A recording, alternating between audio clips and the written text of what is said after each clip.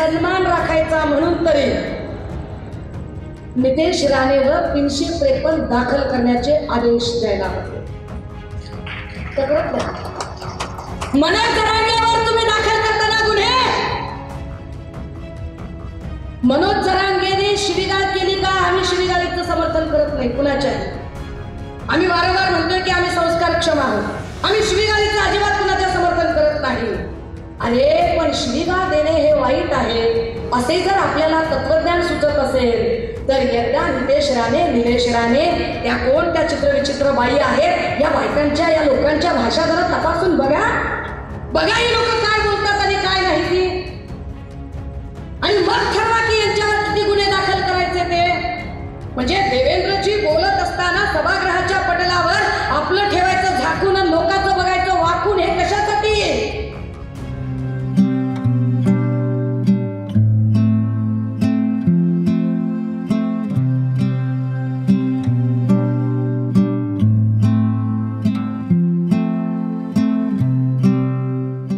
तब्बल ही 33वी विधानसभा आणि 11वी लोकसभा आम्ही पूर्ण करत आहोत. आतापर्यंत जवळपास 750 किलोमीटरचा टप्पा आम्ही पार केलाय. अजून 3 लोकसभा करणे बाकी आहे. उद्या ठाण्यामध्ये जाहीर सभा असेल, परवा पुन्हा धारावीमध्ये, कारण सबभूमी अदानी की असं काहीतरी मोदी बाबांनी केलंय, तर तिथे पण जरा धारावीत एक सभा आहे. आणि त्यानंतर मग पुन्हा सायन, चेंबूर, दादर आणि मग मातोश्रीवर आम्ही पक्षप्रमुखांना भेटायला आणि आमच्या कामाचा अहवाल सादर करायला जाऊ. राजे हो, खरं तर 6 विधानसभा असणारा हा मतदारसंघ, मी म्हटलं की आमचा भाचा, म्हणजे आपल्या भाच्याबद्दल कुणालाही अपार कौतुक असतं, प्रेम असतं, आपुलकी असते, तशी ती मलाही आहे, असायला हवी. काय हरकत आहे? जर चांगलं काम करत असतील तर असायलाच हवं. पण चांगलं काम होतंय का मतदारसंघात हे जास्त महत्त्वाचं आहे. मध्ये मला वाटतं खामकरजी आता इथे नाही आहेत का? हां खामकर. मी त्यांना आज पहिल्यांदा भेटले हे विशेष सांगितलं पाहिजे, कारण हे तेच खामकर आहेत ज्यांनी लोकसभेला माझी उमेदवारी असावी असा एक प्रस्ताव मांडला. आणि मी शांतपणे असं सांगितलं की I am not interested at all. मला काही या सगळ्या राजकारणात पडायचं नाही. मी एक प्रण घेऊन आली आहे, एक संकल्प घेऊन आली आहे संविधान वाचवण्याचा. मी एक प्रण करून आली आहे की मला उद्धव साहेबांना पुन्हा ताकदीने मुख्यमंत्री पदावर बसवायचं आहे आणि त्यासाठी दिवस रात्र कष्ट करण्याची तयारी आहे. त्यामुळे कुठलंही पद, कुठलीही सीट ही माझ्यासाठी काही फार मॅटर करत नाही. त्यामुळे मी काही त्याच्यात फार इंटरेस्टेड नाही. पण झालं असं की त्यांनी नुसती मागणी केली आणि दुसऱ्या तिसऱ्या दिवशी काय म्हणजे बघायलाच नको अशी काही शिंदे गटाची सगळी जी गँग आहे ती सक्रिय झाली. काय व्हिडिओ काढत होते, काय चंद फिरवत होते, काय नाटकं चाललेली होती. आणि मग सुषमा अंधारे कसं सुषमा अंधारे हे समीकरण वाईट आहे. आणि मी काही बोलले का? मी म्हटलं तरी का की मी लढणार आहे म्हणून? मला विचारा तरी ना. उलट मला वाटते मुंबईतला मुलाखत देताना असं सांगितलं की बाबा मला याच्यात काही रस नाही आहे, मला काही घेणं घेणं नाही आहे, मला याच्याशी काही संबंध नाही आहे. पण मग याचा अर्थ लगेचच काढला, कुठेही श्रीकांत शिंदे म्हणाले, कुठेही श्रीकांत शिंदे. बरं बाबा ठीक आहे, काय म्हणले तुमचा मुकाबला होऊ शकतो? काय कमाल. अहो मी आमदार नाही, मी खासदार नाही, मी नगराध्यक्ष नाही, मी नगरसेवक नाही, मी साधा ग्रामपंचायतीचा पंच नाही, मी सकाळी नुसता कल्याण लोकसभेत पाय ठेवला आहे तर 1000भर पोलीस सकाळपासून झटायला लागले आहेत. और आप बात कर रहे हैं, अरे मी लढण्याबद्दल चकार शब्दाने सुद्धा बोलले नाही. मी नुसती कल्याण लोकसभेत आले म्हटल्यावर आम्ही आता कुठेतरी माथाडी कामगार रेल्वेच्या तिकडे माथाडी कामगारांची मीटिंग करायला गेलो होतो. माईकच्या कामगार कमी पोलीस जास्त होते. कामगार कमी पोलीस जास्त. म्हणजे एकीकडे तुम्ही आमची बरोबरी करू शकत नाही वगैरे म्हणणाऱ्यांना हजार हजार पोलीस तैनात करावे लागतात. ये डर होना चाहिए.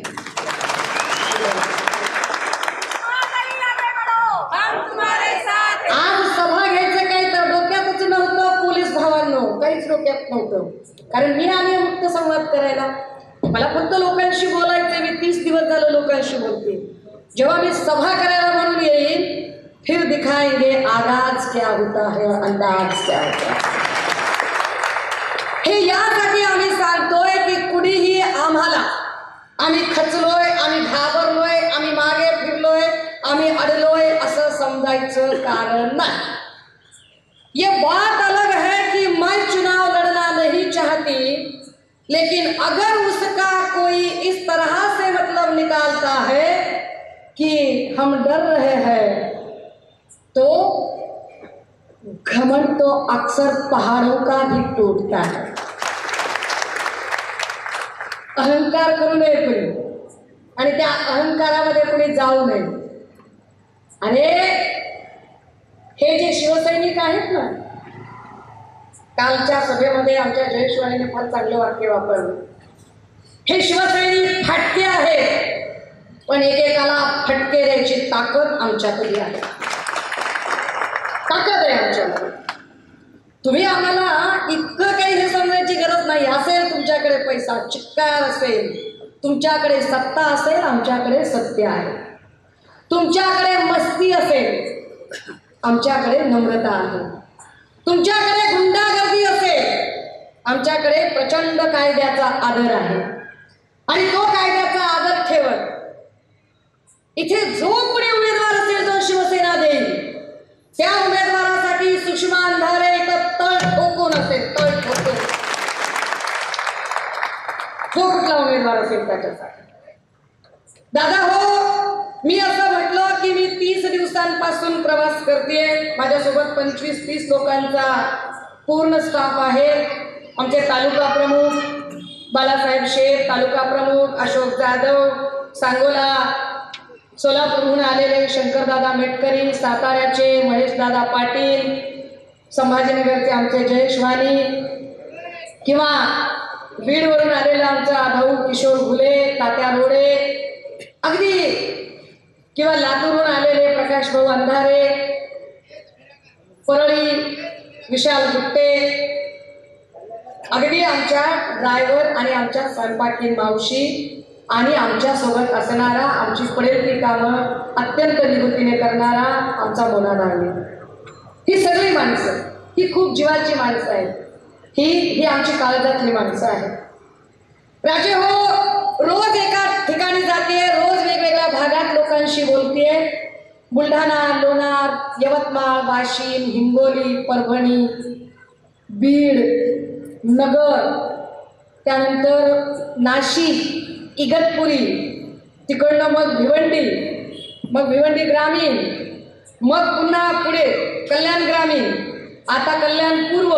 आणि प्रत्येक भागातला दुःखाचा पोत वेगळा आहे, प्रत्येक भागातले प्रश्न वेगळे आहेत, प्रत्येक भागाचं म्हणणं काही वेगळं आहे.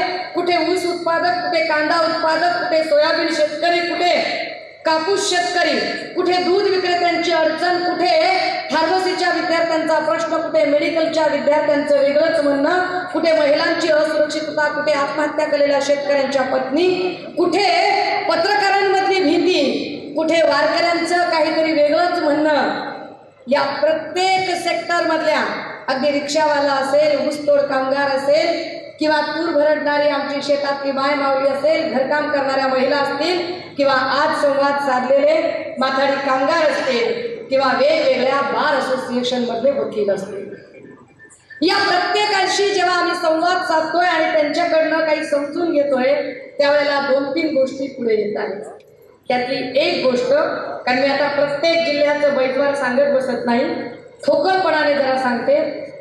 त्यातली एक गोष्ट जी महिला सातत्याने सांगतात की ताई, महागाईने जीव मेटाकुटीला आलाय आणि त्यात पोरांना नोकऱ्या नाहीयेत, बेरोजगारीचा प्रश्न आवासून उभा आहे. काही ठराविक लोकांना ठेकेदारी दिली जाते, ठेकेदारीचं राजकारण केलं जातं.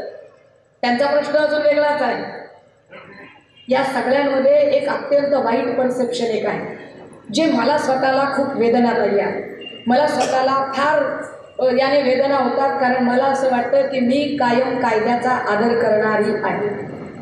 आणि ते परसेप्शन असं आहे की लोक म्हणतात, ताई पोलिसांवर आमचा विश्वास नाही आणि न्याय व्यवस्थेवरही आमचा विश्वास नाही.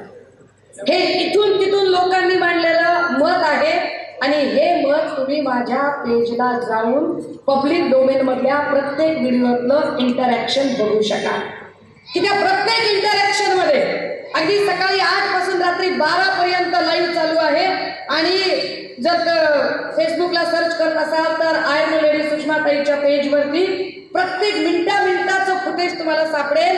लोक म्हणतात आम्हाला पोलिसांवरही विश्वास नाही आणि न्याय व्यवस्थेवरही विश्वास नाही.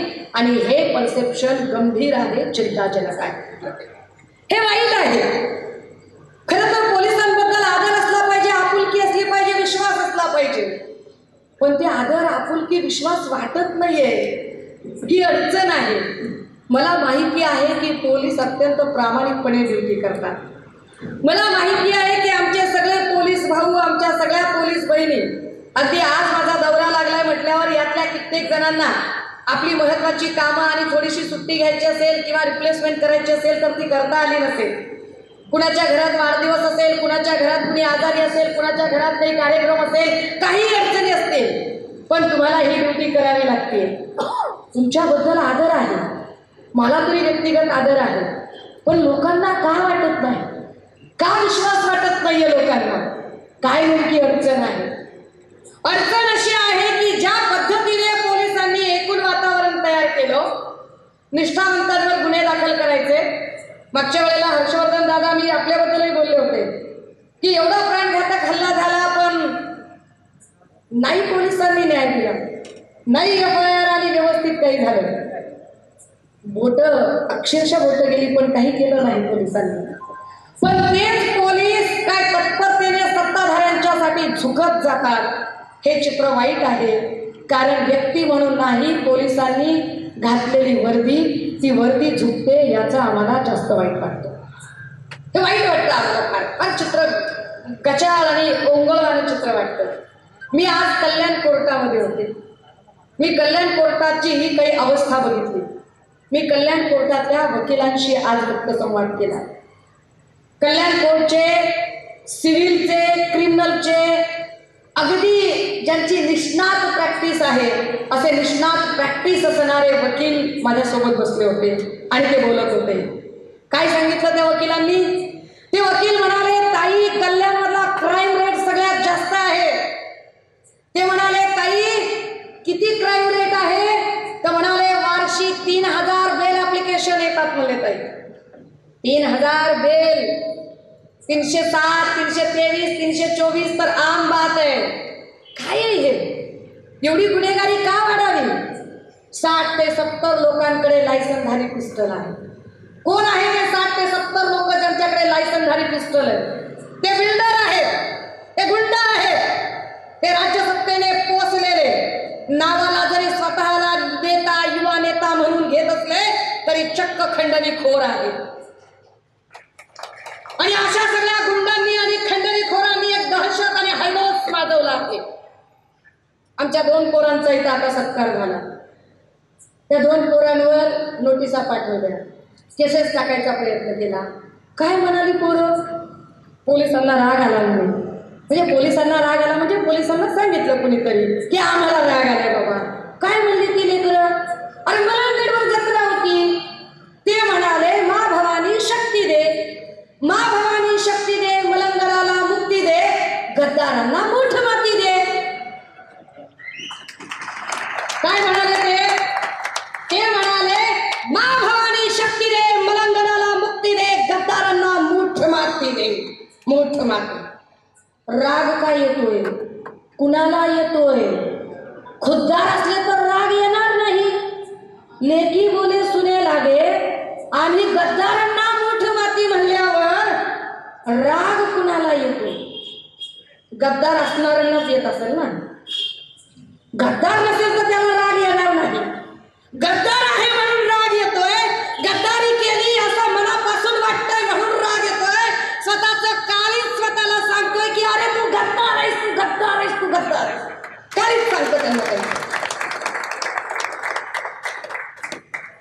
एकदा म्हणू भैया, या दोघं जण वर, या दोघं जण वर. केसेस दाखल करता, दहशत माजवता, भीती दाखवता, विनाकारण भीती दाखवता.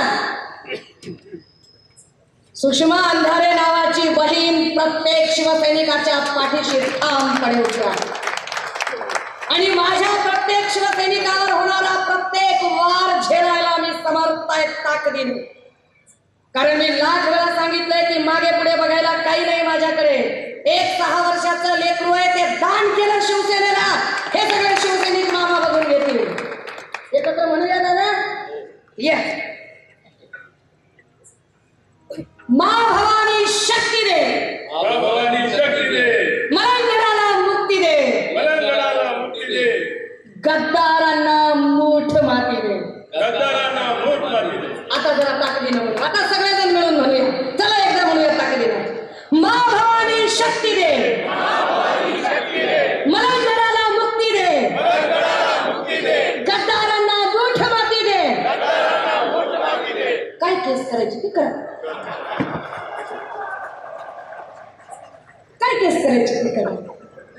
अरे हमारे सब्र का इंतहा देख रहे हो. एक शराफत है कि हमें रोक लेती है, वरना हम भी कुछ काम नहीं है. तुम्ही भीती दाखवता, दहशत दाखवता, छोट्या छोट्या गोष्टीवरून केसेस दाखल करता, छोट्या छोट्या गोष्टीवरून गुन्हे दाखल करता.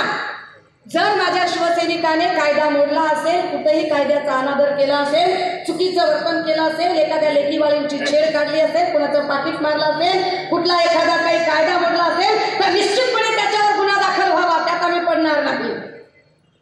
पण जर माझ्या शिवसैनिकांना विनाकारण कुणी त्रास देत असेल तर आम्ही सोडणार पण नाही, अजिबात नाही. राजे हो, वकिलांशी संवाद साधताना वकिलांनी सांगितलं, ताई खोट्या केसेस तर एवढ्या येतात आमच्याकडे आणि सगळ्या शिवसैनिकांच्या केसेस असतात. आता आम्हाला पाठ झाली आहे की आम्हाला आधीच सांगितलं जातं पोलीस स्टेशन कडूनच कोणती कलम टाकायची. वकील सांगतात, एक ताई होत्या वाटतं पोलिसांपैकी, ताई तुम्हीच होतात ऐकायला, पुराव्याशिवाय बोलत नाही मी, ह्याच ताई होत्या ऐकायला की वकील सांगत होते की पोलीस स्टेशन मधूनच फोन येतात तरी सांगितलं जातं अमका अमका आहे, हे कलम ते कलम ते कलम ते कलम, लगेच कलम खट खट खट खट लिहिली जातात. पुरवणी सप्लिमेंट काय जोडायचं ते जोडलं जातं. अरे काय बरं, कुणासाठी करायचं हे सगळं? बरं त्याच्यावर नंतर बोलू, आधी कोर्टाचं बोलू. काय झालं त्या वकिलांचं? वकील मंडळीने एक मागणी केली. ताई म्हणले कुणी आमच्याकडे आलं नव्हतं, पहिल्यांदा तुम्ही आलात, इतक्या काळजीनं आमच्याशी बोललात. माझं बोलण्याचं कारण वेगळं होतं, कारण राहुरीमध्ये एका वकील दाम्पत्याची हत्या झाली आणि म्हणून ॲडव्होकेट प्रोटेक्शन ऍक्ट असला पाहिजे का काय, त्याचं ड्राफ्टिंग कसं असावं या संबंधाने बोलण्यासाठी, चर्चा करण्यासाठी म्हणून मी गेले होते. पण वकिलांनी पुढची एक वेगळीच मागणी माझ्यासमोर ठेवली आणि त्यांनी सांगितलं की ताई, कल्याणमध्ये कोर्टाची 100 गुंठे जागा आहे, 2.5 एकर जागा, 100 गुंठे जागा आहे. सगळी इमारत जीर्णशीर्ण झाली आहे. आम्ही स्वतः इमारत बघायला गेलो तर सगळ्या, तुम्ही बघा कल्याण कोर्टाची इमारत, सगळीकडून मेन कापड अंतरून ठेवलंय. कल्याणची ती सगळी जीर्णशीर्ण इमारत असतानाही सरकार इमारत बांधायला पुढाकार घेत नाही. सरकार काय करते? सरकार 80 गुंठे जी जमीन आहे, 100 गुंठे जी जमीन आहे, ती 100 गुंठे जमीन कुठल्याशा बिल्डरच्या घशात घालू पाहते. कुठल्या तरी बिल्डरला ती 100 गुंठे जमीन द्यायची आणि इथून 7-8 किलोमीटर लांबीवर, म्हणजे आता जिथं कोर्ट आहे तिथून तब्बल 8 किलोमीटर लांबीवर ते कोर्ट पाठवायचं. त्याही पेक्षा मजेशीर वकिलांनी सांगितलं, पोलिसांना वाटेल असंच बोलते हवे, माझ्याकडे कोर्ट ऑर्डर आणि त्याचे पेपर आहे का, प्रत्येक गोष्टीची ऑर्डर आहे, ते पेपर घेऊन बोलतील. काय सांगितलं? अरे 100 गुंठे जमीन कोर्टाची, हायवेच्या लगतची, किती भाव असला पाहिजे त्याचा, किती भाव असला पाहिजे? काय दाखवलाय भाव सरकारने? बिल्डरला ती जमीन द्यायची आणि भाव दाखवलाय फक्त 29 कोटी. 100 गुंठे जमीन 29 कोटीला आणि 8 किलोमीटर लांबीची जी जागा विकत घ्यायची त्याचा भाव दाखवतात 200-300 कोटी. क्या क्या अरे काय आम्ही धोत्रावर इन करतो का डोसक्याला गोड तेल लावतो? आपण यांना शिव्या द्यायच्या नाही. शिव्या देण्याचा कॉन्ट्रॅक्ट मी माझ्या कोकणातल्या भाषांकडे दिलेला आहे. आपण चांगल्याची लेकरं आहोत, आपण खंडणी लेकर, आपण शिव्या द्यायच्या नाही. आपण मुद्दे घेऊन बोलायचं आणि व्हॅलिड मुद्द्यांसोबत बोलायचं. 100 गुंठे जमिनीला 29 कोटी भाव हे कुठलं आहे गणित? आणि का घालायचे घशात? कोर्टातले वकील म्हणतात ताई वैयक्तिक काहीच नको, आमचं पुण्य एवढंच वाटून घ्या की ही जमीन बिल्डरच्या घशात जाणार नाही आणि इथे कोर्टच उभं राहिलं पाहिजे. मला प्रश्न पडला, जे वकील इतरांच्या केसेस लढतात त्या वकिलांनी मला केस सांगावी हे किती वाईट आहे. जे वकील इतरांच्या न्यायासाठी भांडतात त्यांच्या न्याय हक्कासाठी आपणच भांडायचं. पण मला आनंदही झाला, कारण त्यांना शिवसेना उद्धव बाळासाहेब ठाकरे पक्षाबद्दल इतके आपुलकी आणि आदर वाटले. त्या आपुलकी आणि आदरापोटी त्यांनी ती मतं विशद केली. दादा हो, या सगळ्या वकिलांकडून जेव्हा इथला क्राईम रेट वगैरे कळतो ना, तेव्हा होतं काय बघा. म्हणजे हे का असं का होतं गणित, कशामुळे होतं? हे आमचा कोकणातला भाचा तो भाषणात सांगायला लागला, काय करायचं ते करून घ्या म्हटला, काय करायचं ते करून घ्या, टेन्शन घेऊ नका, आपला बाप सागर बंगल्यावर बसला. माझ्या माहितीप्रमाणे तर नारायण भाऊ कोकणात कणकवलीत राहतात. म्हटलं की पत्ता बित्ता बदललाय का जरा बघावं सागर बंगल्यावर. तो देवेंद्र भाऊच राहतात तिकडे. नारायण भाऊंच्या जीवाला काय वाटलं असेल? आपण काही बोललो का? आपण जे आहे ते फक्त मांडतोय. पुन्हा पुढे तेवढ्याने गप्प बसला नाही पठ्ठ्या. म्हणजे असल्या माणसांमध्ये करामती. पुन्हा अजून बोलता झाला. पोलीस रेकॉर्डिंग करत होते. आता जसे हे दादा रेकॉर्डिंग, दादा तिकडनं एका साईडच रेकॉर्डिंग होईल हो, वाटल्यास आमची लिंक द्या, 1 नंबर रेकॉर्डिंग मिळेल तुम्हाला. मी समजू शकते तुमच्या अडचणी. अहो मी वारंवार सांगते, बरोबर लिस्ट आणि सगळ्यांना रंगसावळा, सशक्त बांधा, मध्यम उंची, केस कुरळे, पोशाख, साडी, भाषा मराठी. सदरील वर्णनाची व्यक्ती आपल्या हातीत आल्यावर तिच्या भाषेत ध्वनिचित्र मुद्रित करावे. ती व्यवस्था नसेल तर ध्वनी मुद्रित करावे. तीही व्यवस्था नसेल तर टंकलिखित करावे, पण भाषण रेकॉर्ड करावे. ही जी तुमच्या गृह मंत्रालयाची माझ्या संबंधाने ऑर्डर आहे ती बिनतोड फॉलो करा. कारण आज मी फक्त नुसती अगरबत्ती लावली आहे. महिना 15 दिवसात मशाल घेऊन येणार.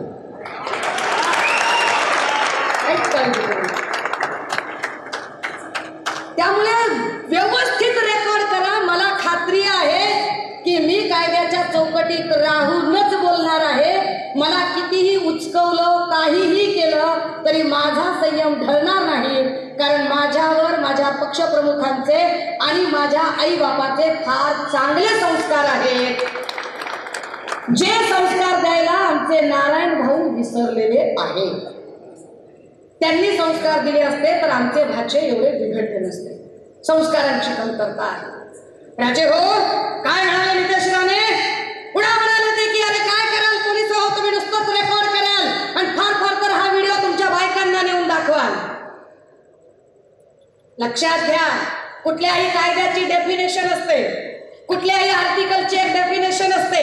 आर्टिकल कसे लागतात, कलम कशी लागतात, त्याच्या डेफिनेशन ठरलेले असतात. आर्टिकल 353 353 ची डेफिनेशन आहे. सरकारी कामात जर कुणी अडथळा आणत नसेल, सरकारी काम करताना कुणी विनाकारणचा प्रभाव तयार करत असेल, सरकारी काम करत असताना त्या कर्मचाऱ्याला कुणीही कुठल्याही प्रकारे त्याला क्षती पोहोचवण्याची धमकी वजा भीती किंवा तसे वातावरण तयार करत असेल, त्याच्या कामात अडथळा आणत असेल तर त्याला 353 नुसार त्याच्यावर गुन्हा दाखल झाला पाहिजे.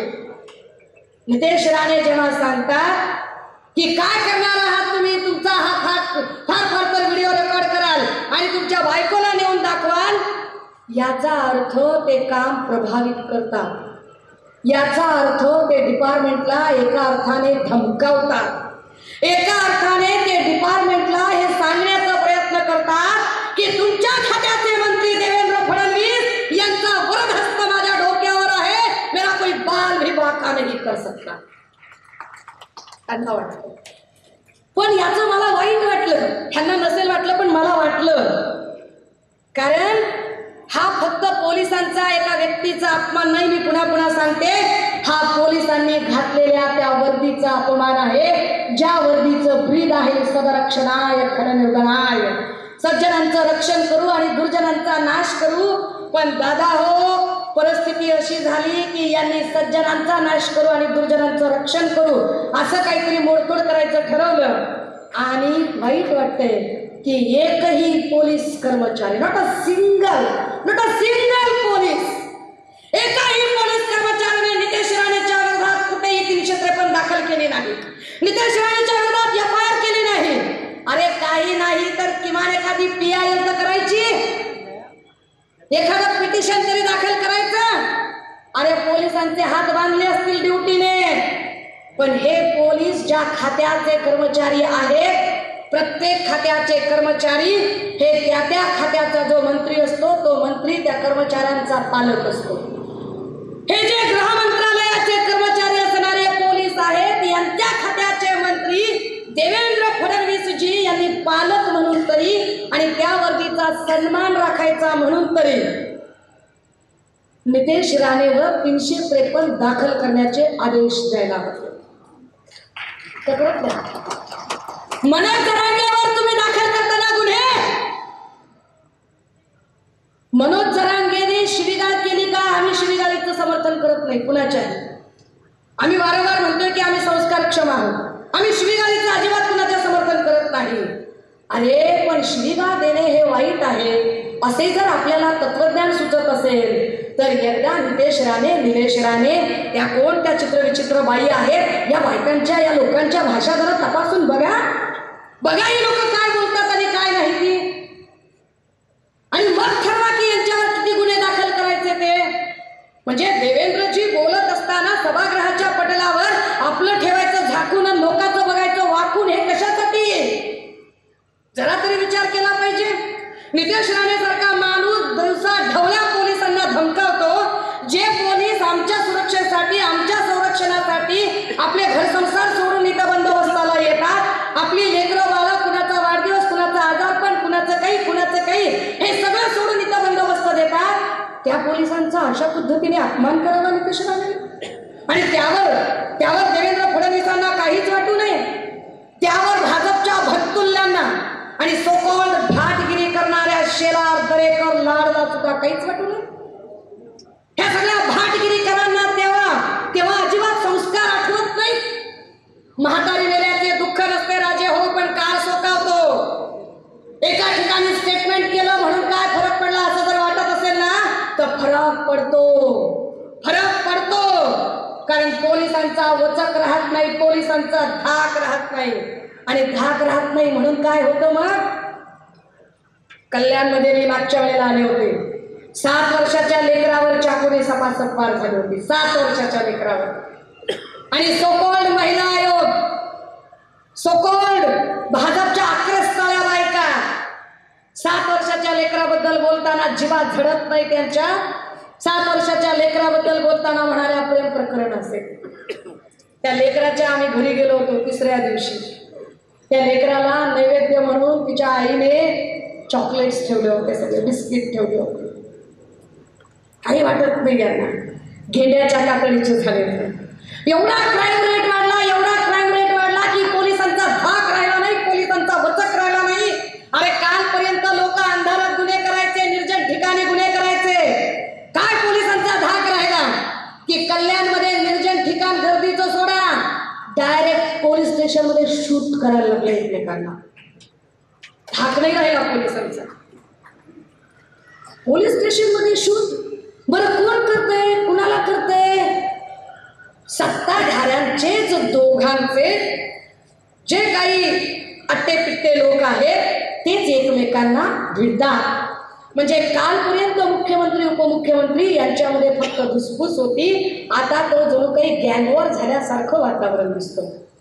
कशाने? का भीती वाटत नाही लोकांना? का इतका क्राईम रेट वाढलाय कल्याणमध्ये? आणि अशा क्राईम रेट आणि अशा दहशतीखाली जर कल्याणकर जगत असतील तर कल्याणकरांना त्या दहशतीतून बाहेर काढणं ही शिवसेना उद्धव बाळासाहेब ठाकरे पक्षाची जबाबदारी आहे. कारण श्रीकांत शिंदे इथून खासदार झाले, ते श्रीकांत शिंदे ज्यांनी मतं घेतली इथली कल्याणकरांची, ती मतं उद्धव बाळासाहेब ठाकरे, मातोश्री आणि शिवसेना या नावावर मतं घेतली. जर आम्ही तुम्हाला खासदार करू शकतो, अगर हम आपको बना सकते हैं तो हम आपको बिगाड़ भी सकते हैं. याद रखा. आम्हाला तुम्ही सांगताय ताकदीने. अरे न्यायालयाचे प्रश्न अनुत्तरित माथाडी कामगारांकडे आम्ही गेलो भेटायला. माथाडी कामगार सांगतात, ताई आम्हाला वॅगनमध्ये काम करायला सांगतात रात्रीचं, पण वॅगनमध्ये लाईटच नाहीये ताई, अंधारात काम कसं करायचं. मला भाषण करताना अडचण होत होती की त्या लोकांचे चेहरे दिसत नव्हते. ते म्हणतात ताई लाईट नाही इथं कामगारांच्यासाठी. काय काय म्हणालात तुम्ही महेश दादा? युवराजांचा हा बाले किल्ला आहे. अजिबात नाही. हा शिवसेना उद्धव बाळासाहेब ठाकरेंचा बाले किल्ला आहे. युवराजांना आम्ही खैरात दिली होती, ती परत घेणार. खैरात दिली. काय पद्धतीने सांगितलं गेलं? मुख्यमंत्री एकनाथ शिंदे साहेब सांगतात, मी शेतकऱ्याचा पोरगा आहे. काय शेतकऱ्याच्या पोराने मुख्यमंत्री होऊ नये का? तर मग शेतकऱ्याच्या पोराला आमचा प्रश्न. काय माथाडी कामगाराच्या त्या लोकांनी उजेडात काम करू नये का? त्यांना किमान सुविधा मिळू नयेत का?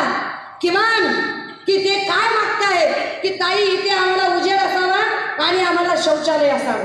आम्हाला शौचालय नाही काही. इतक्या बेसिक सुविधा जर इथल्या खासदाराला देता येत नसतील तर काय उपयोग आहे? खासदाराचं नाव म्हटलं की काय आठवतं लोकांना? केसेस, गुंडागर्दी, दहशत. याच्या पलीकडे काहीच आठवू नये. काय काय पद्धतीचं राजकारण आहे. बरं, त्याच्याही पलीकडे जाऊन जेव्हा आम्ही विचार करतो की एकूण ज्या पद्धतीचं गलिच्छ राजकारण चालू आहे, म्हणजे कल्याणमधले तर अनेक प्रश्न आहेतच आहेत. कल्याणमधले महिला असतील, पुरुष असतील, इथली रहदारी असेल, इथले अंतर्गत रस्ते असतील, या सगळ्या मुद्दे असतील, किंवा वालधुनी याचा नदीचा सगळा नाला होणं, त्याची संरक्षक भिंतीचं अजूनही दरवर्षी पुराने जे नुकसान होतंय, दरवर्षी 200-300 लोकांना त्याचा आघात होतो, त्याचा त्रास होतो, हे सगळे तर मुद्दे आहेतच आहेत. पण दादा हो, हे एवढ्यापुरतं सीमित नाही. कारण खासदार जरी इथला असला तरी दहशत फक्त इथं नाही, दहशत अख्ख्या महाराष्ट्रात पसरवायची अशा पद्धतीने मुख्यमंत्री पुत्राचं काम चालू आहे. ज्या काही पद्धतीने मला इथल्या सगळ्या महिलांनाही हे आवर्जून सांगितलं पाहिजे, माया हो, जरा त्या लोकप्रिय घोषणा जरा डोक्यातनं काढून टाका. तुमच्या डोक्यात फार जरा लोकप्रिय घोषणा जर बसल्या असतील तर काय लोकप्रिय घोषणा आहे त्यांची? ते म्हणतात की काय आम्ही आनंदाचा शिधा दिला. कधीपासून सुरू झाला माय? ह्या वर्षीच सुरू झाला ना. एक सण झाले. बरं, त्या सणाला त्या कम्युनिटीला मिळतोय. मुस्लिमांना रमजान ईदला, बौद्ध असतील तर आंबेडकर जयंतीला, हिंदू असतील तर दिवाळीला एकदा दिला. आत्ता तुम्हाला आनंदाचा शिधा दिला म्हणजे काय दिलं? 1 किलो पाम तेल जे अजिबात खाण्याच्या लायकीचं नाही आणि अर्धा किलो डाळ जे जनावरांना सुद्धा घालायच्या लायकीची नाही, त्याचेही 100 रुपये घेतले. कधीतरी विचार केलाय का की अरे 1 किलो पाम तेल आणि अर्धा किलो चना डाळ आत्ता दिली आणि त्याची एवढी जाहिरात केली? अरे इथून मागे काय गेल्या 60-70 वर्षात काय आम्ही सणच साजरा केला नव्हता का? का दिवाळी केली नाही, जयंती केली नाही, काहीच केली नाही, दात घासून बसलो होतो का यांच्यात आनंदाच्या शिध्यावर? ज्या अर्थी ते आत्ता आनंदाचा शिधा देतात त्या अर्थी त्यांनाही याची खात्री पटली की ह्या सगळ्यांनी एवढं लुटून खाल्लंय आणि इथल्या लोकांना इतकं भुके कंगाल बनवलंय की जे धड स्वतःच्या सणाला स्वतःचं घोडधोड बनवून खाऊ शकणार. तुम्हाला फुकट द्यायचे का? सरकारला फार फुकट द्यायची शिरशिरी आलेली आहे का? सरकारला फुकट द्यायचंय याची फार अशी उबळ आलेली आहे का? ठीक, मग 100 रुपयाचं राशन काय देता आम्हाला? कारण 100 रुपयाचं तुमचं 1 किलो पाम तेल आणि अर्धा किलो हरभरा डाळ घेऊन आम्हाला 1200 रुपयाच्या गॅसवरती शिजवावं लागतं. जर तुम्हाला काही करायचं असेल तर एक काम करा बाबा, ते आम्हाला तुमचा आनंदाचा शिधा नको, गॅसच फुकट देऊन टाका. ते सगळं जमतंय का बघा? त्याच्यावर काहीच बोलणार नाही. माय मावल्या हो, आता तुम्हाला तरी एसटी पासचं काहीच गरज नाही, आहे की नाही? लोकप्रिय घोषणा जे तुमच्या काहीच कामाची नाही. हल्ली आता काय त्याचा काही विषय पण नाही राहिला. जर एवढंच मोफत द्यावंसं वाटतंय सरकारला, तर सरकारने एवढी साधी गोष्ट करावी की टाटा, बिर्ला, अदानी, अंबानी, ललवानी, मालपानी यांच्या मुलांना ज्या क्वालिटीचं, ज्या दर्जाचं शिक्षण मिळतं त्या क्वालिटीचं, त्या दर्जाचं शिक्षण आमच्या गोरगरिबांच्या लेकराला द्या फुकट. बघा जमतंय का? फुकटच द्यायचंय ना तुम्हाला? धोरणात्मक निर्णय जरा बघूया ना आपण. धोरणात्मक काय होते ते बघूया ना. धोरणात्मक निर्णयांमध्ये ते कशा पद्धतीने आपल्याला वेड्यात काढायचा कार्यक्रम करतात. एकीकडे शासन आपल्या दारी म्हणतात, मी म्हटलं की मी 1138 सर्कलची गाव, लहान मोठी 1138, आणि या गावांमध्ये सलग जर 100 बायकांना विचारलं घरकुल मिळालंय का, तर 100 मधल्या 4 ते 5 जणी सांगतात तरी मिळाले. 95 जणींना घरकुल मिळालं नाही. पण सरकार जाहिरात अशी काही दाखवतंय जणू काही सगळ्यांनाच हर किसी को घर दिया बोले, कितने को घर दिया, कितने लोगों को घर दिया. तो बोल रहे कि हमने 130 कोटी लोकांना घरं दिली. अरे 130 कोटी लोक आहेत, घरं किती असतील? घरं कमी असतील ना. कुठल्या घरात 10 माणसं असतील, कुठल्या घरामध्ये 20 माणसं असतील, कुठल्या घरात 5 माणसं असतील. 130 कोटी लोकांना घरं दिली म्हणले. इंसान तो इंसान, भगवान को घर दिया बोले. बघा बघा मिजाज काय आहे. तुम्हाला मला अडकवलं जातं एका मायाजालामध्ये. तुम्हाला मला एका मायाजालात अडकवून एक परसेप्शन तयार करण्याचा प्रयत्न केला जातोय आणि धर्माचा मुद्दा मध्ये आणला जातोय. मुळात यांना राम कळलेलेच नाही. यांना राम कळले असते तर एवढं राजकारण झालं नसतं.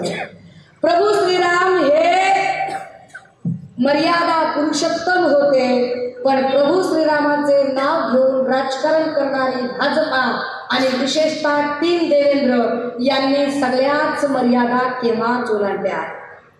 मर्यादा पुरुषोत्तम या शब्दाची भाजपच्या नेत्यांची गाठभेटच झालेली नाही. हे फार महत्वाचं. प्रभू श्रीराम एकवचनी, एक पत्नी, एक बाणी होते. एक पत्नी, आता एक पत्नीवर मी जास्त बोलत नाही.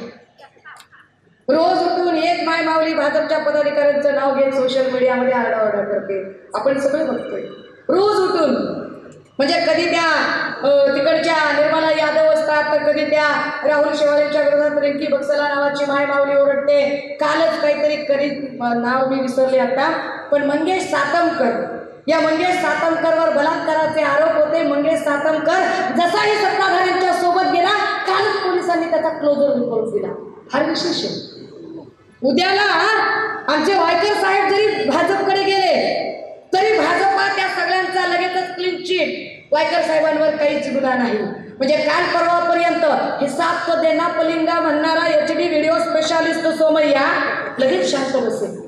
तुम्हाला वाटतं की सोमय्या खरंच भ्रष्टाचार बाहेर काढणारा माणूस आहे? सोमय्या भ्रष्टाचार बाहेर काढणारा माणूस नाही, सोमय्या ब्लॅकमेल करणारा माणूस आहे. एकेकाची फाईल काढायची, ब्लॅकमेल करायचं, भीती दाखवायची आणि चल भाजपमध्ये म्हणायचं. सोमय्याने ज्याच्यावर आरोप केले विचार करा, त्यातल्या एकालाही शिक्षा झाली नाही. ज्याच्यावर आरोप केले तो प्रत्येक जण भाजपकडे गेला. ज्याच्यावर आरोप केले प्रत्येक जण सत्ताधाऱ्यांच्या सोबत गेला. उद्याला वायकर साहेबांनी शरणागती पत्करली आणि म्हटलं की मी भाजप सोबत जायला तयार आहे, तर कदाचित वायकर साहेबांच्यासाठी सुद्धा लगेच क्लीन चिट वगैरे केली जाऊ शकते.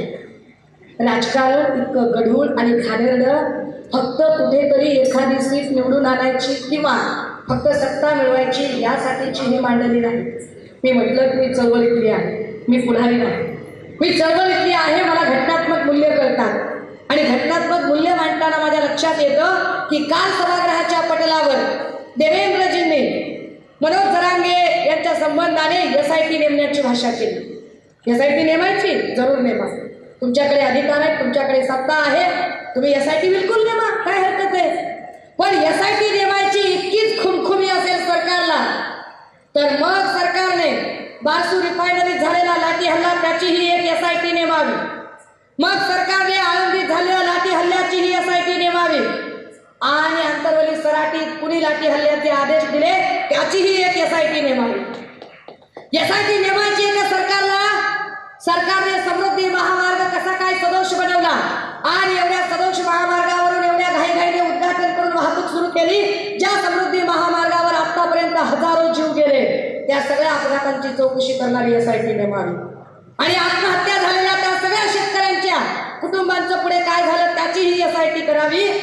आणि हो देवेंद्रजी, या महाराष्ट्राची लेक बहीण म्हणून मा सावित्री, मा जिजाऊ, मा रमाई, अहिल्यादेवी होळकर, ताराराणी शिंदे, फातिमाबी शेखची लेक म्हणून आणि तुम्ही राज्याचे गृहमंत्री म्हणून मी तुमच्याकडे मागणी करते की महाराष्ट्रातल्या आतापर्यंतच्या तुमच्या कारकिर्दीतल्या जेवढ्या म्हणून महिला अत्याचाराच्या, बलात्काराच्या ज्या केसेस झाल्या त्याची श्वेतपत्रिका तुम्ही मला द्या।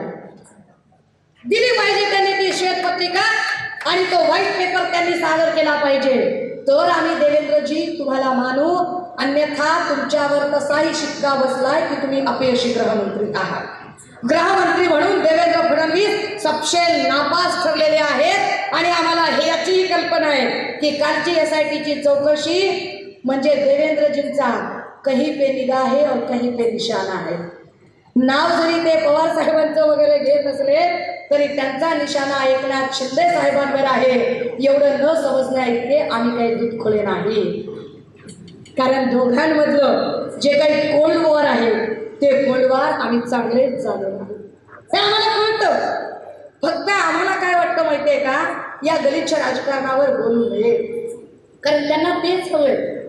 त्यांना इथल्या पब्लिक इश्यूवर कुणी बोलूच नये, ना इथल्या महागाईवर बोलावं, ना बेरोजगारीवर बोलावं, ना महिला सुरक्षांवर बोलावं, ना जुन्या पेन्शन योजनेवर बोलावं, ना अंगणवाडी सेविका, ना आशा वर्कर, ना विद्यार्थ्यांचे प्रश्न।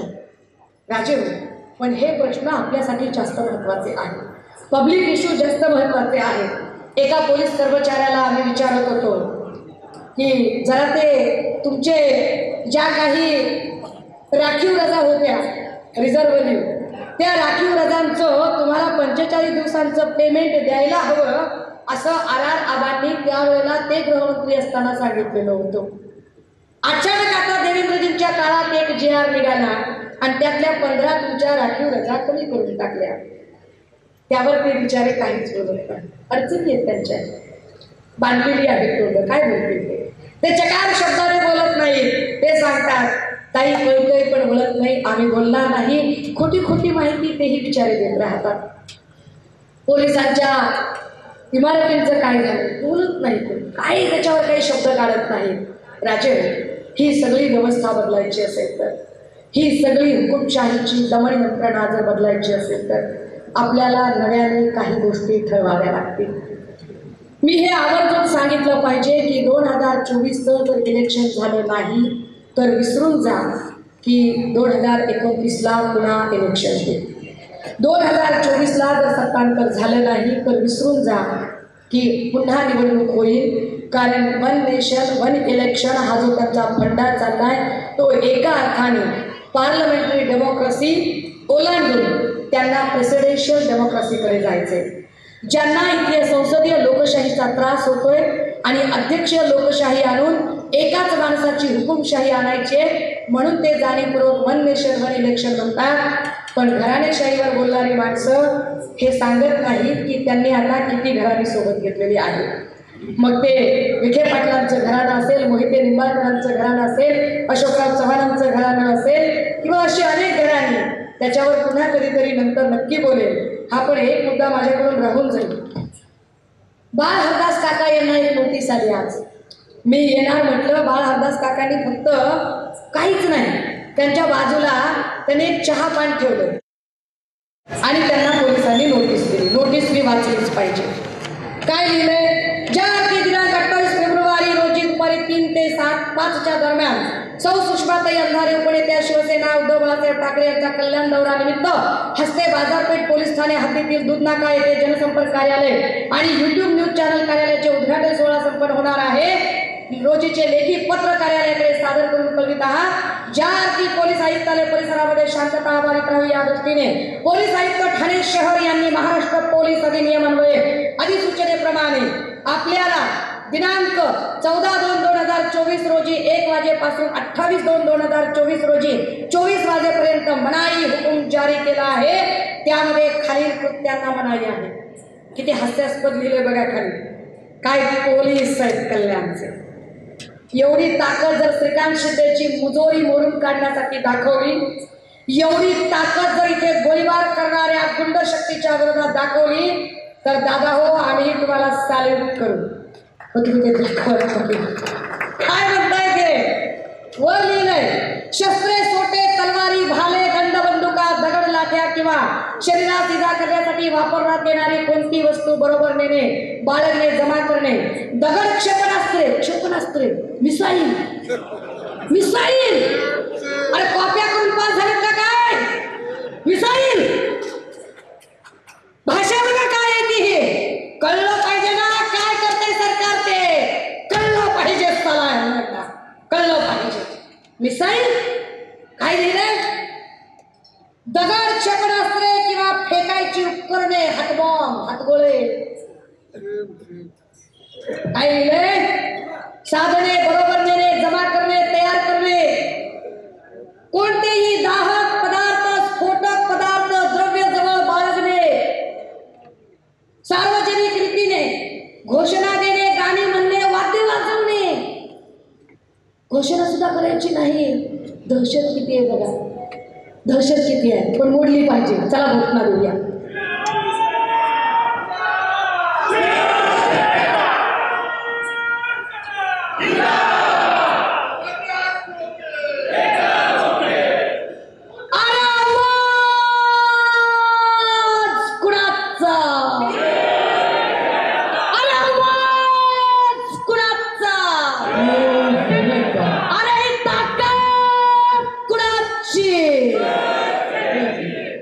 घोषणा देऊ नये म्हणाले म्हणून दिल्या.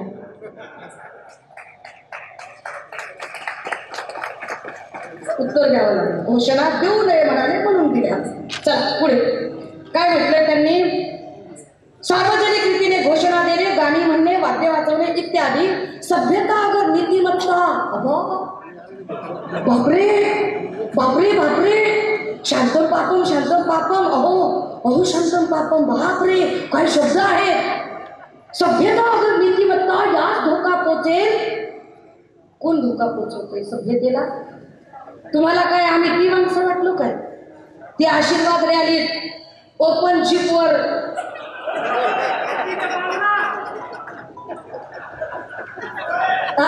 सभ्यता नीतिमत्ता कशाला म्हणतात. काय लिहितात काय म्हणजे किती जुलूम आणि काय खोटारडेपणा आहे ते कळलं पाहिजे. काय सांगितलं सभ्यता अगर नीतिमत्ता यास धोका पोचेल किंवा राज्याची शांतता धोक्यात येईल अशी भाषणे हवा चित्रफलक प्रकाशित करणे. गेल्या 1.5 वर्षात सुषमा अंधारेने महाप्रबोधन यात्रेच्या 73 सभा घेतल्या आहेत आणि गेल्या 30 दिवसामध्ये 11 लोकसभा 32 विधानसभा 1138 गावामध्ये फिरले. कुठे साधं एक चुटकीभर भांडण तरी झाले का सांगा. आम्हाला कायदा सांगता. अरे 50 वेळा सांगितलंय कायदा माझ्या बापानं लिहिलाय कसा वापरायचा तो कळतो. मी आम्हाला सांगताय हे असले चिटोरे देऊन काय लिहिले त्याच्यामध्ये. त्या अर्थी मी अशोक कडलं वरिष्ठ पोलीस निरीक्षक बाजारपेठ पोलीस स्टेशन आम्हास फौजदारी दंड प्रक्रिया संहिता सन 1973 चे कलम 149 अन्वये प्रदान केलेल्या अधिकारान्वये आपणास निर्देश देतो की सदर कार्यक्रमाच्या ठिकाणी कोणत्याही सामाजिक धार्मिक राजकीय भावना दुखावल्या जाणार नाहीत. याबाबत काटेकोरपणे दक्षता घ्यावी. आक्षेपार्ह वक्तव्य कुठल्याही पक्ष संघटनेच्या विरोधात करू नये. आक्षेपार्ह वक्तव्य करायचं नाही म्हटले. कोण म्हणलं ते खोक्याचं काय म्हणलं कोणतरी काय ऐकायला लागले मला इकडे काय म्हणले कोणीतरी आक्षेपार्ह वक्तव्य करू नको म्हणाले. केलं चला पुढे. जीवावर उदारच आहे मी पण उदारच आहे जीवावर. काय तुम्ही काय करायचे ते करा बरं एकदा. आम्ही इतक्या शांततापूर्ण वातावरणात सभा घेतो. आम्ही इतक्या शांततापूर्ण वातावरणात बोलतो. कायद्याची सगळी चौकट पाळतो. मला असं म्हणायचंय की पोलीस निरीक्षक अशोक कडलोक हे जाणीवपूर्वक अशी नोटीस देऊन चिथावणी देत आहे की जाणीवपूर्वक शिवसैनिकांनी चूक करा. उलट माझं असं म्हणणं आहे निरीक्षक साहेब आम्हाला उचकवायचं काम करतात आणि आमची विनंती आहे आदरणीय गृहमंत्र्यांना की देवेंद्र भाऊ अशी चिथावणीखोर नोटिसा बंद करा, कारण याच्यातली जी भाषा आहे, याच्यातले जे शब्द आहेत, त्या शब्दांचा जर अभ्यास केला तर 149 अंतर्गत अशी नोटीस देता येते का? असे क्षेपणास्त्र वगैरे शब्द वापरता येतात का? हे क्षेपणास्त्र इथं कुणी बाळगू शकते का? आणि महत्वाचं जर अशा नोटिसा द्यायच्याच आहेत तर देवेंद्र भाऊ दोन्ही हात तिसरं मस्तक जोडून नम्रतेने सांगितलं पाहिजे की अशा नोटिसा नितेश राणे किंवा नवनीत राणा यांना का दिल्या गेल्या नाहीत? शाई कमी पडली होती का? पेन बंद झाला होता का? कागदच संपला होता? काय झालं होतं नेमकं? दहशत निर्माण करण्याची पद्धत बघा काय. पुढे अजून बरंच काही लिहिलं. आपण दिलेल्या नोटिशीचे उल्लंघन झाल्यास आपल्या विरुद्ध प्रचलित कायद्यान्वये कायदेशीर कारवाई करण्यात येईल. हो, अजून एक सांगितलं पाहिजे, बाळा हरदास काका या सभेत उपलब्ध नाही, उपस्थित नाही. बाळा हरदास काका घराच्या बाहेरही निघालेले नाही. बाळा हरदास काकांची ही नोटीस बाळा हरदास काकांनी मला दिलेली नाही. बाळा हरदास काकांची ही नोटीस मी फार प्रयत्न करून त्यांनी ज्या वकिलांना याच्यात मदत मागितली होती, वकिलांना मदत मागितली होती, त्यातनं मी ही प्रत मिळवलेली आहे. हेही पोलिसांना माहीत असावे, नाहीतर पुन्हा त्याच्यावरून उत्तो काढतील. मला हरदास चितावणी दिली सुद्धा काही सांगता येत नाही यांच्याने. हे निवडून म्हणजे बोट लावलं तर पोट आलं म्हणायचा कार्यक्रम. आता काय बोलायचं, आपण काय अवघड आहे हो, सगळं लय अवघड आहे. दादा हो, तुमच्या बी वर्गीच्या आत माणूसच आहे. कसं एवढं चुकीचं वाटतंय? कसं तुमचं काळीच तुम्हाला तुमचं इमान कसं हलत नाही? मला तुमच्या सच्चोट विवेकाला जागवावं असं वाटतं. पण असो, ते जागवण्याचं काम आपण पुन्हा कधीतरी नंतर करूया. माझ्याकडे कोर्टाचं मालमत्ता न्याय हे झालं माझा मुद्दा सांगून. मी राजे हो, हे सगळे मुद्दे मी काय म्हटलं, मी एकालाही कुणाबद्दलही अपशब्द वापरणार नाही.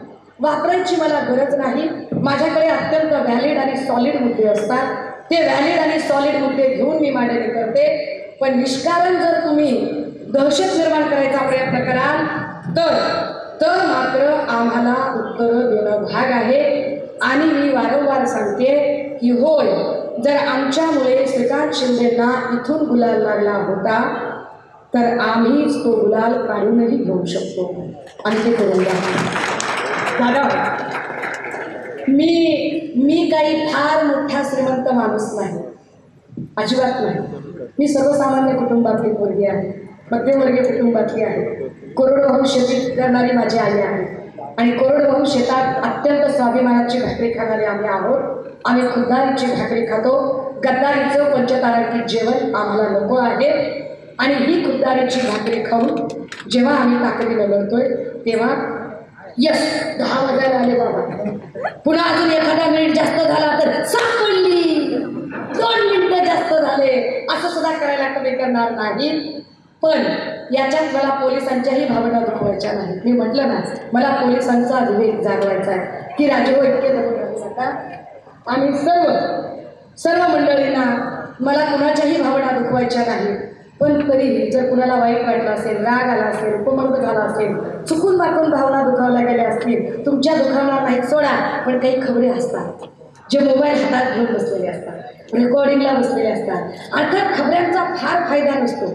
फार तर एखादा 30, 60, 90चा पॅक, एखादी हाफ किंवा फुल बिर्याणी, याच्या पलीकडे फार काही नसतं. हे असे चप्पी आणि बिर्याणीवाली जे खबरे आहेत, जर यांच्याही भावना दुखावल्या गेल्या असतील किंवा त्यांचे नेते कार्यकर्ते भक्तुल्यांच्या भावना दुखावल्या असतील तर अशा सगळ्यांची यापैकी मी एकाचीही माफी मागणार नाही. मला असंच बोलायचं होतं, हेच माझं म्हणणं होतं. मी ठामपणे मांडलंय, थांबते, रजा घेते.